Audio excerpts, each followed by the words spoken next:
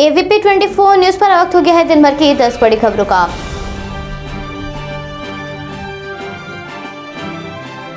Monsoon सत्र के तीसरे दिन भी जोरदार हंगामा हुआ, जिस वजह से सत्र की कार्यवाही में बाधा उत्पन्न हुई।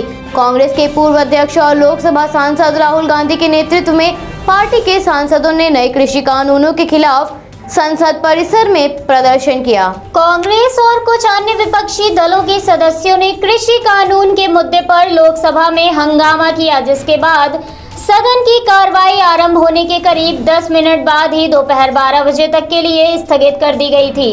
कांग्रेस के सदस्यों ने काले कानून वापस लो के नारे लगाए। वहीं लोकसभा अध्यक्ष ओम बिरला ने सदन में हंगामे के बीच प्रश्नकाल शुरू करवाया, जिसमें कुछ सदस्यों ने जल शक्ति मंत्रालय से संबंधित पूरक प्रश्न पूछे और जल शक्ति मंत्री गजेंद्र सिंह शेखावत ने उत्तर दिए। कार्रवाई के दोबारा शुरू होने के साथ ही हंगामा फिर से शुरू हुआ, जिस वजह से कुछ मिनटों बाद ही एक बार फिर दोपहर 2 बजे तक के लिए राज्यसभा को स्थगित करना पड़ा।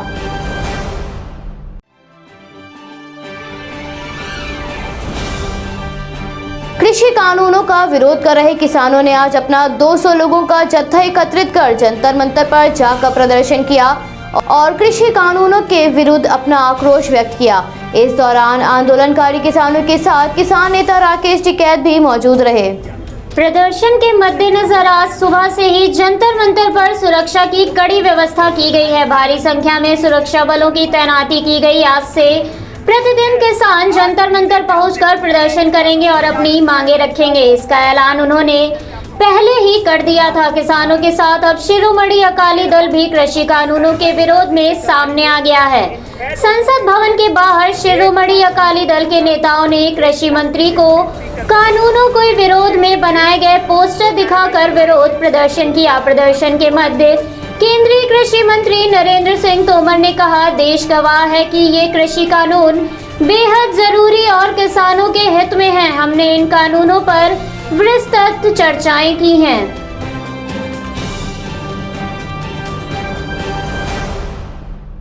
कोरोना वैक्सीन की दोनों खुराक ले चुके लोगों पर महाराष्ट्र के उप मुख्यमंत्री अजित पवार ने बयान जारी करते हुए कहा, जिन लोगों को कोविड-19 के टीकों की दोनों खुराक मिल गई है, उन्हें बाहर जाने की अनुमति दी जानी चाहिए।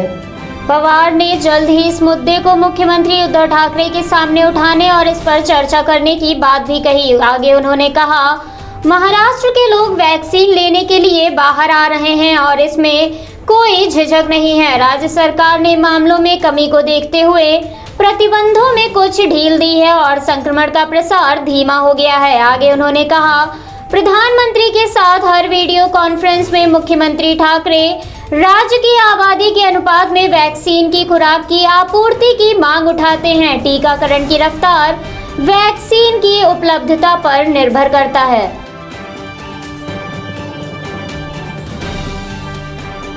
कर्नाटक में नेतृत्व परिवर्तन की चर्चाओं ने जोर पकड़ा हुआ है। वहीं इन चर्चाओं के मध्य कर्नाटक के मुख्यमंत्री बीएस येदियुरप्पा ने कहा, बीजेपी आला कमान 25 जुलाई को उन्हें निर्देश देगा और वो इसका पालन करेंगे।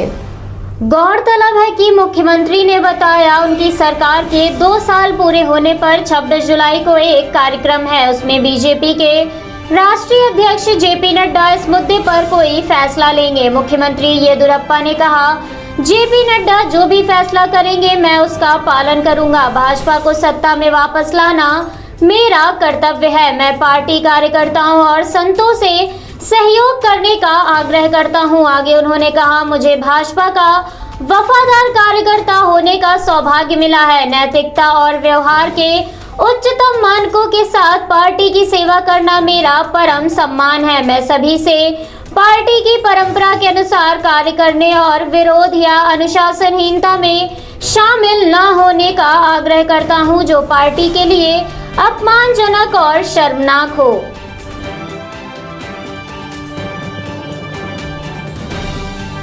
जम्मू के संभाग के अखनूर सेक्टर में आतंकवादियों के घुसपैठ की खबर से इलाके में सनसनी मच गई है और तलाशी अभियान चलाने के साथ ही हाई अलर्ट जारी कर दिया गया है।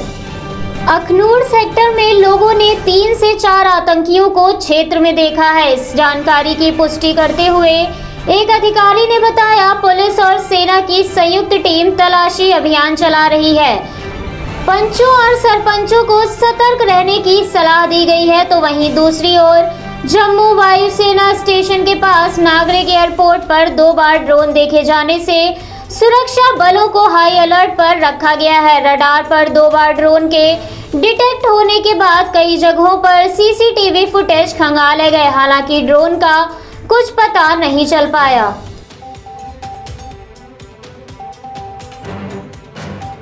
प्रतिदिन मामलों में गिरावट को देखते हुए लंबे समय से बंद पड़े स्कूलों और कॉलेजों को खोला जा रहा है। राज्य सरकारों ने शैक्षणिक संस्थानों को फिर से खोलने के लिए निर्णय ले लिए हैं। पंजाब सरकार ने कक्षा 10वीं से 12वीं के लिए 26 जुलाई से स्कूलों को फिर से खोलने का आदेश दिया, लेकिन केवल उन शिक्षकों और कर्मचारियों को शारीरिक रूप से उपस्थित होने की अनुमति दी जा रही है जिन्होंने टीके की दोनों खुराक लगवाई है। मध्य प्रदेश में कक्षा 11वीं और 12वीं के स्कूल 26 जुलाई से 50% क्षमता के साथ फिर से खुलने जा रहे हैं। छत्तीसगढ़ सरकार ने 2 अगस्त से शैक्षणिक संस्थानों को फिर से खोलने का फैसला किया है।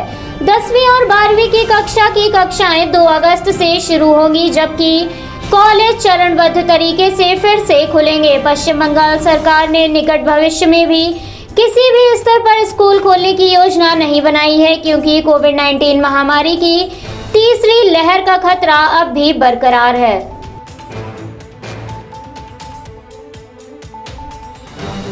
कोरोना संक्रमण के विरुद्ध लड़ाई को जारी रखने के लिए केंद्र सरकार ने लगातार दूसरे दिन राज्यों को वैक्सीन की दूसरी खेप जारी की। इसके साथ ही एक दिन पहले मंगलवार को करीब 70 लाख से ज्यादा खुराकें राज्यों को भेजी गई थीं। केंद्र सरकार द्वारा भेजी गई वैक्सीन की खेप के कारण वर्तमान भंडारण भी बढ़कर 2.88 करोड़ खुराक से अधिक हो चुका है। स्वास्थ्य मंत्रालय ने बताया, अब तक राज्यों को 3.25 करोड़ से ज्यादा खुराक दी जा चुकी है, जिनमें 40.36 करोड़ से ज्यादा की खपत हो चुकी है। तो वहीं दूसरी ओर एक दिन में 34.25 लाख से अधिक खुराक दी गई। इससे पहले 18 जुलाई को 14.60 लाख खुराक ही दी गई थी। गौरतलब, इस साल मई के मुकाबले इस बार मई में 30 गुना ज्यादा लोगों की संक्रमण के चलते मौत हुई है।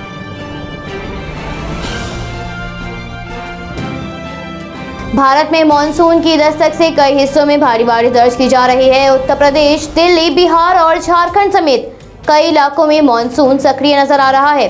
बारिश के बाद लोगों को गर्मी से काफी हद तक राहत मिली है, मगर जल भराव जैसी समस्याओं का भी सामना करना पड़ रहा है। भारतीय मौसम विज्ञान विभाग ने यूपी, दिल्ली और हरियाणा में बारिश की चेतावनी जारी की है। इलाकों में मध्यम से तीव्र बारिश हो सकती है। दक्षिण पश्चिमी और पश्चिमी क्षेत्रों में बारिश की आशंका जताई गई है। मौसम विभाग के अनुसार उत्तर पश्चिमी, उत्तरी दिल्ली, जींद, रोहतक, कैथल, रेवाड़ी, बावल, तिजारा, कासगंज, भरतपुर, नदबई, डीग, बरसाना क्षेत्रों में बारिश की संभावना है।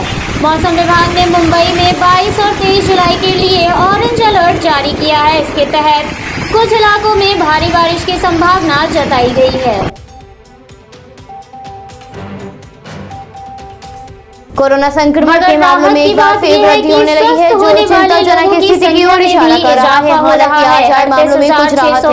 स्वास्थ्य मंत्रालय से प्राप्त जानकारी के अनुसार पिछले 24 घंटों में कोरोना के 41,383 नए मामले सामने आए हैं। ग्रस्त होने वाले लोगों की संख्या 3,12,57,720 है। इस समय भारत में सक्रिय मामलों की संख्या 4,09,394 है। वहीं 4,18,987 लोगों की महामारी के कारण जान जा चुकी है।